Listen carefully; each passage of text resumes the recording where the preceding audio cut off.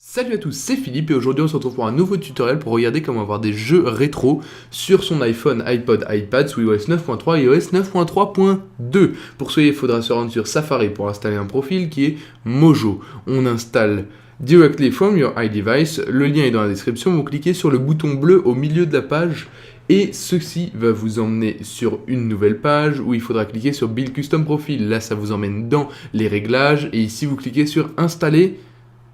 Et ensuite, vous recliquez sur le pop-up Installer. Ça vous réemmène sur Internet. Vous avez une nouvelle page qui va s'ouvrir. Sur cette page, vous cliquez sur Install Mojo. Il s'agit simplement d'un petit formulaire. Vous cliquez ensuite sur Install et ça vous renvoie. Ici, vous cliquez sur Installer, suivant, Installer et Installer en rouge.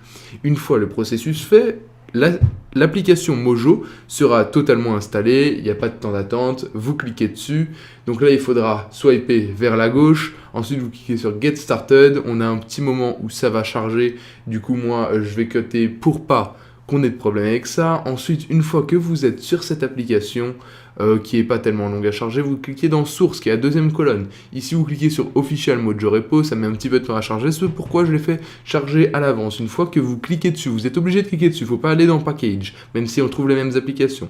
Vous cliquez dessus et là vous avez plein d'applications qui vont arriver. Faudra descendre et choisir Gamepad. Vous voyez que vous pouvez aussi récupérer Flappy Bird si vous le voulez, ou regarder chaîne Bean Sport, mais ça c'est illégal, mais Mojo, l'application elle-même est illégale. Vous cliquez sur Gamepad, Install, Installer.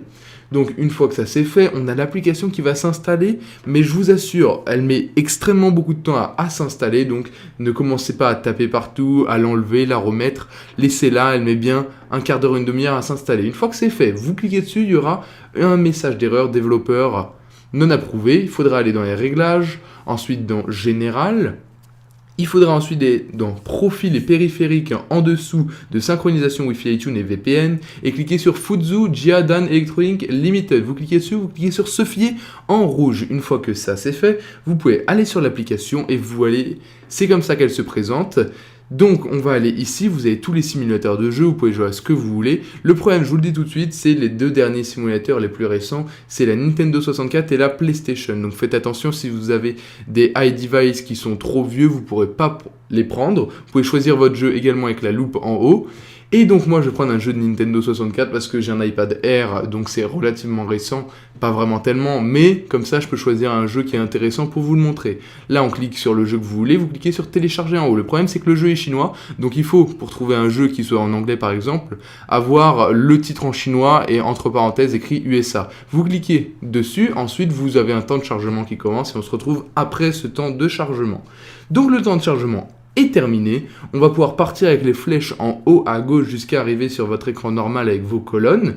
Donc une fois que vous êtes sur cet écran, vous cliquez sur My Games, ensuite sur Plateforme.